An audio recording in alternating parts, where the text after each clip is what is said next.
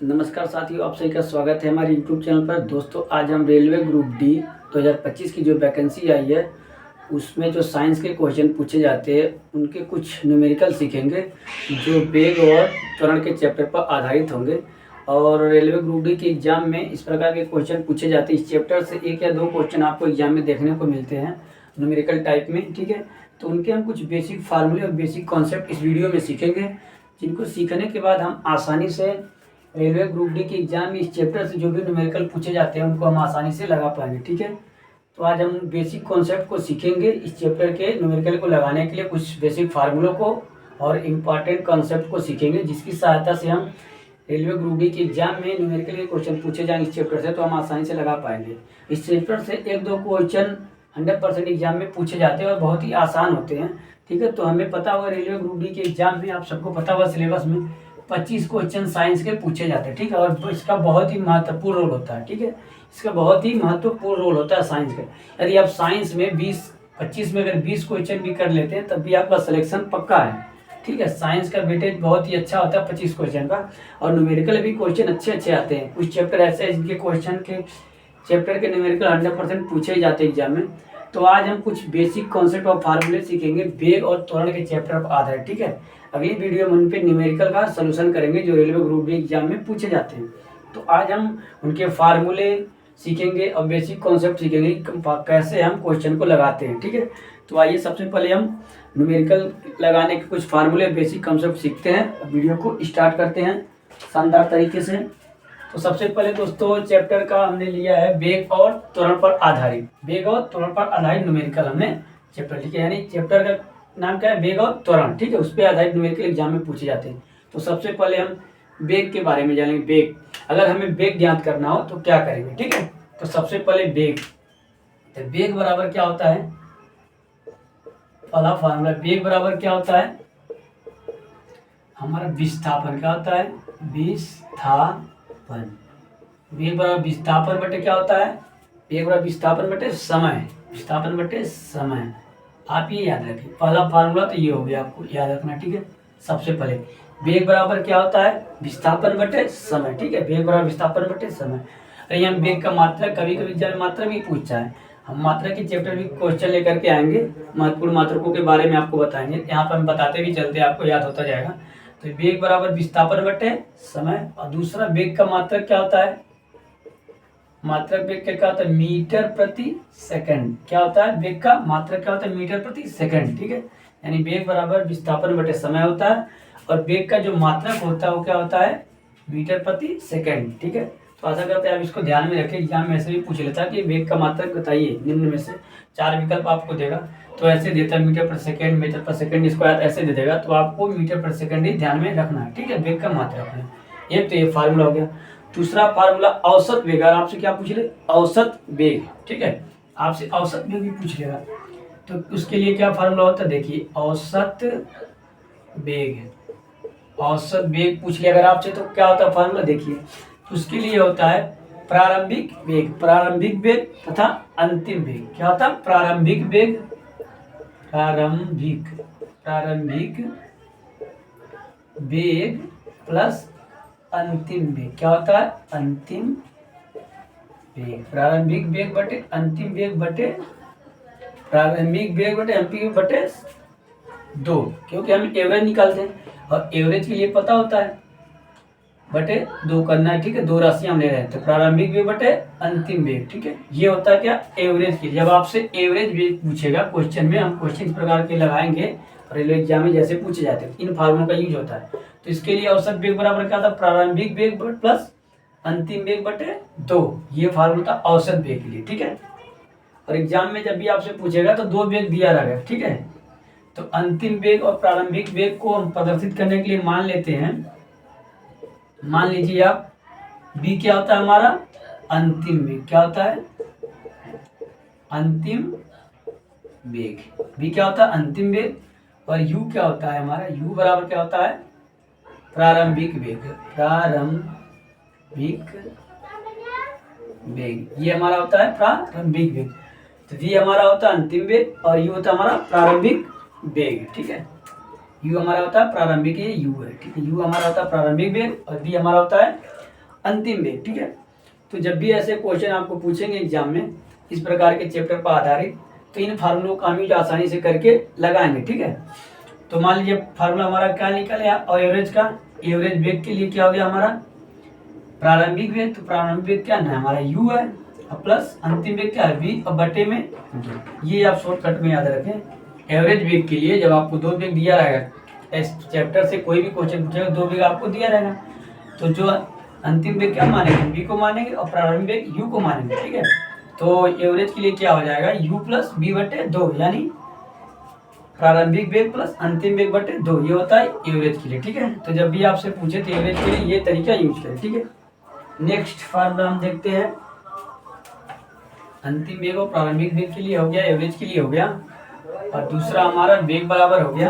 अब तीसरा फार्मूला हम देखते हैं त्वरण के लिए। अगर आपको क्या पूछ लेगा, त्वरण पूछ लेगा, ठीक है। अब पूछ लेगा त्वरण, त्वरण त्वरण आपसे पूछ लेगा, तो त्वरण बराबर क्या होता है, त्वरण अगर आपसे पूछ ले, मान लीजिए त्वरण का मान लीजिए आप ए ले लीजिए, त्वरण का मान आप ले लीजिए ए ले लीजिए, ठीक है।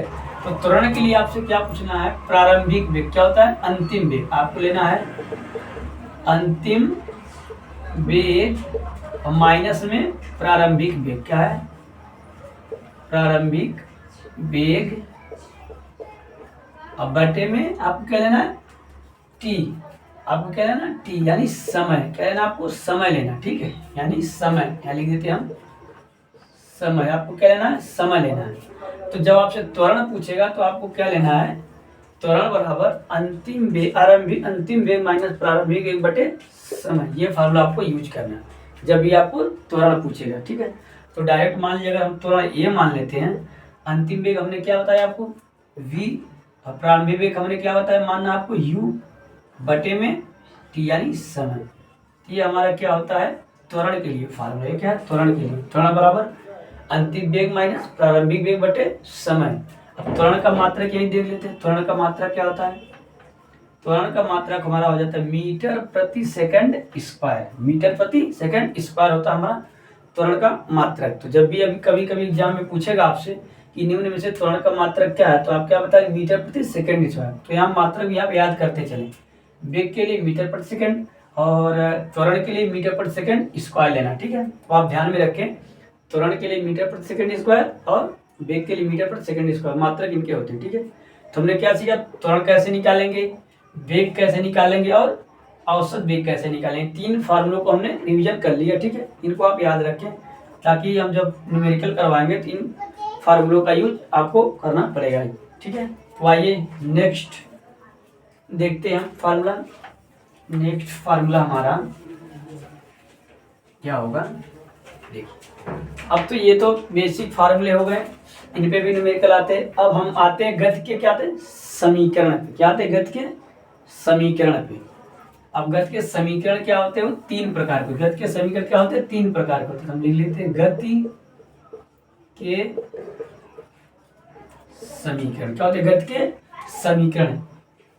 इसको किसने दिया था, गैलीलियो ने, क्या दिया था गैलीलियो ने, वैज्ञानिक का नाम क्या था गैलीलियो ने, इसका क्या दिया था इन समीकरण को दिया था, यानी गति के समीकरण को किसने दिया था गैलीलियो ने, एक वैज्ञानिक का नाम था गैलीलियो, उन्होंने गति के समीकरण को बताया। कितने प्रकार के होते हैं, तीन प्रकार के उन्होंने बताया था। गति के समीकरण कितने होते हैं, तीन प्रकार के। तो उन्होंने पहला क्या दिया था, गति के हमारे तीन होते हैं, उन्होंने पहला दिया था b बराबर u प्लस एटी, क्या दिया था b बराबर u प्लस एटी, ये गति का क्या होता है पहला समीकरण, ठीक है। b बराबर u प्लस एटी ये हमारा होता है गति का पहला समीकरण। दूसरा हमारा होता है s बराबर u plus half eighty square, u plus half eighty square, ये क्या होता है हमारा गति का दूसरा समीकरण होता है, s बराबर u plus half eighty square. और हमारा तीसरा क्या होता है b स्क्वायर बराबर u स्क्वायर प्लस 2as, ये हमारा होता है तीसरा समीकरण। तो गति के कितने समीकरण हैं, तीन समीकरण, 1 2 3। इसे किन्होंने दिया था गैलीलियो ने दिया था इसे, ठीक है, हमें ध्यान रखेंगे, ठीक है।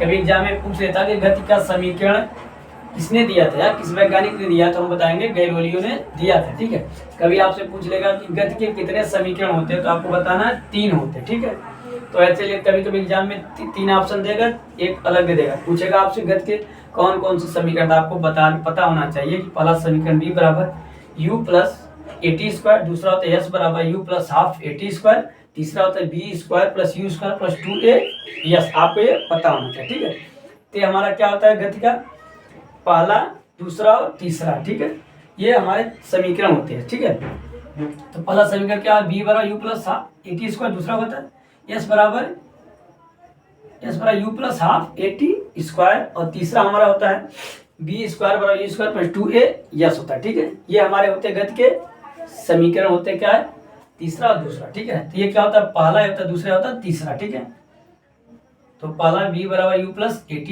दूसरा होता है s बराबर u t, यहाँ सॉरी दोस्तों यहाँ पर होता है t, क्या होता है u और t, s बराबर u t, दोबारा मिल लेते हैं, s बराबर u t plus half at square, इसको आप करेक्ट कर लीजिए, ये होता है। ठीक है, ये तीसरा, दूसरा ये होता है। ठीक है, अब आती है बात, कभी कभी रेलवे ग्रुप डी के एग्जाम में खास करके पूछा जाता है कि ये किस ग्राफ को दर्शाते हैं, किस ग्राफ को दिखाते हैं, या संबंध पूछता है कि गति का पहला समीकरण किनके बीच संबंध बताता है। ये बहुत ही महत्वपूर्ण होता है और रेलवे ग्रुप डी के एग्जाम में हर साल पूछा जाता है, जब जब भी एग्जाम हुआ जरूर पूछा जाता है, इनसे ग्राफ या इनमें संबंध के आधार पर जरूर पूछा जाता है। तो क्या होता है आइए हम बताते हैं, ये आप ध्यान रखिएगा, सबसे ज्यादा पूछा जाता है। तो पहला समीकरण किसके बीच संबंध बताता है, ये बताता है वेग और समय के बीच, किसके बीच संबंध बताता है, वेग और समय, वेग और समय के बीच क्या बताता है, ये संबंध बताता है, वेग और समय के बीच संबंध बताता है। क्या होता है गति का पहला समीकरण।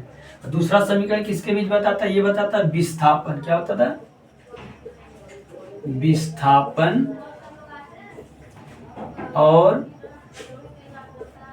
और समय, विस्थापन और बताता है विस्थापन और समय के बीच, ये क्या होता है, विस्थापन और समय के बीच आपको ये बताता है। ठीक है, और तीसरा समीकरण क्या बताता है, वेग और विस्थापन के बीच, क्या बताता है, वेग और विस्थापन, ये क्या बताता है, वेग और विस्थापन के बीच संबंध बताता है। आपको पूछेगा एग्जाम में कि गति के पहला समीकरण किनके बीच संबंध बताता है, तो ऐसे आपको ऑप्शन दे देगा 3-4, उसमें से आपको ध्यान रहेगा कि पहला समीकरण हमारा वेग और समय को, दूसरा बताता है हमारा विस्थापन और समय को, तीसरा बताता है हमारे वेग और विस्थापन को, आपको ये ध्यान में रखना। ठीक है, विस्थापन, वेग और विस्थापन, ये हमारा होता है विस्थापन और समय, ये हमारा है वेग और विस्थापन। इसी को हम कहते हैं स्थिति भी कर देते हैं, क्या कहते हैं, स्थिति भी कर देते हैं, या आ जाएगा आपको स्थिति भी करिए, वेग और स्थिति, क्या होता है, वेग और स्थिति, कभी कभी एग्जाम में लिखते हैं वेग और स्थिति। ठीक है, वेग और स्थिति, यहाँ भी आप कर सकते हैं वेग और स्थिति, यहाँ लिख सकते हैं आप, यहाँ इसको हटा करके कभी कभी कंफ्यूजन ना पाए, यहाँ पे हम ले लेंगे स्थिति, स्थिति और समय के बीच। ठीक है, वेग और समय के बीच आप ऐसे लिख दीजिए, स्थिति और समय के बीच।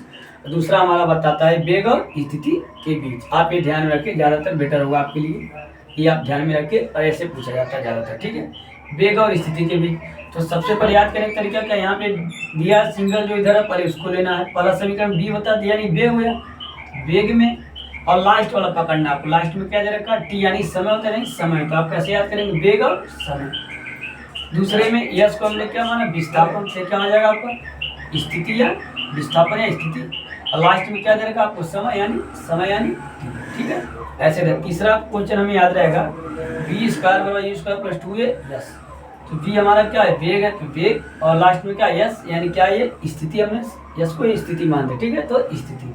तो ऐसे आप याद भी कर सकते हैं, अगर आपको समीकरण तीनों याद है तो आपसे संबंध या किस ग्राफ के बीच संबंध बताते पूछेगा, तो आप क्या करेंगे, जिसके बराबर दिया वो लेंगे, और लास्ट में क्या दे रखा है इन दोनों को ध्यान में रखेंगे तो आप समझ पाएंगे। ठीक है, तो यानी शुरू में बी है और लास्ट में टी है, तो वेग और समय, शुरू में एस यानी विस्थापन या स्थिति, और लास्ट में टी है कि समय, तो स्थिति और समय।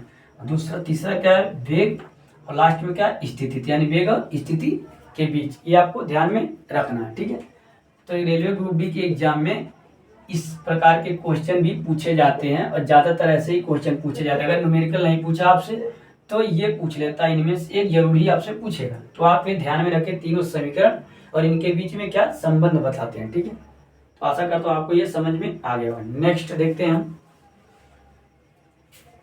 हम देखते हैं, मान लीजिए अगर आपको देता है वेग, प्रारंभिक वेग 0 है, प्रारंभिक वेग कह रहा है 0 है, तो प्रारंभिक वेग मान लीजिए कहेगा आपका v बराबर क्या है 0 है, तब पहले समीकरण क्या हो जाएगा हमारा, अगर b बराबर आपको क्या करा प्रारंभिक वेग 0 है, तो यहाँ पे हम लिख देंगे 0 बराबर u प्लस at हो जाता है, ठीक है। अगर कह दिया आपसे अंतिम वेग 0 है, दोस्तों यहाँ पे प्रारंभिक वेग की बात हो रही, तो प्रारंभिक वेग हम क्या मानेंगे, u को मानते हैं। तो अगर u बराबर 0 तो b बराबर क्या हो जाएगा 0 प्लस at, यानी आपका हो जाएगा b बराबर at। ये भी आप ध्यान में रखें कि जब भी आपसे कहेगा कि प्रारंभिक वेग क्या है 0 है, तो आप u को 0 मान लेंगे तो b बराबर आपका डायरेक्ट at आ जाएगा। ये भी आप ध्यान में रखें, ठीक है। तीसरा कॉन्सेप्ट क्या होता है, यदि आपसे कहेगा क्वेश्चन में कि प्रारंभिक वेग, ठीक है, प्रारंभिक वेग 0 है, ये तो बात हो गई।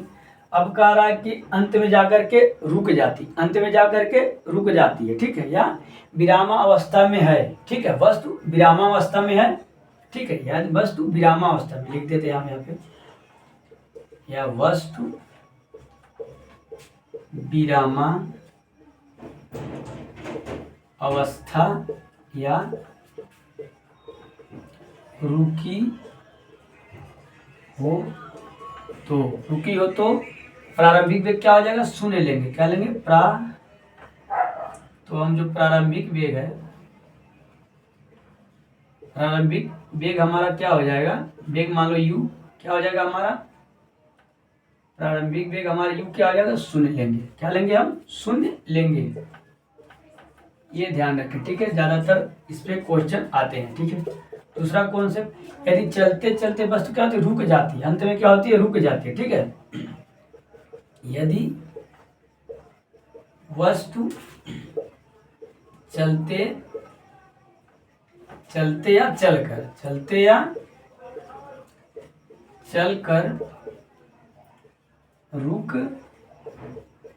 जाती है तो अंतिम वेग होता है, अंतिम वेग क्या हो जाए आपका v, अंतिम वेग यानी क्या v बराबर क्या लेंगे हम 0 लेते हैं, क्या लेते हैं 0 लेते हैं, ठीक है। तो ध्यान रखें, जब वस्तु चलते चलते रुक जाएगी तो अंत में तो प्रारंभिक वेग हम क्या लेंगे 0 लेंगे, अंतिम वेग क्या लेंगे 0, और जब वस्तु विरामावस्था में तो प्रारंभिक वेग क्या लेंगे 0 लेंगे। आप ये ध्यान में रखें, क्वेश्चन में बहुत घुमा करके पूछता है, क्वेश्चन तो आसान ही होते बट आपको घुमा के पूछेगा कि कोई वस्तु है इतना मीटर पर सेकंड के वेग से चल रही है और अंत में जाकर के इतना दूरी चल के वो रुक गई, तो आप समय बताइए या कुछ भी पूछ लेगा तुरंत बताइए।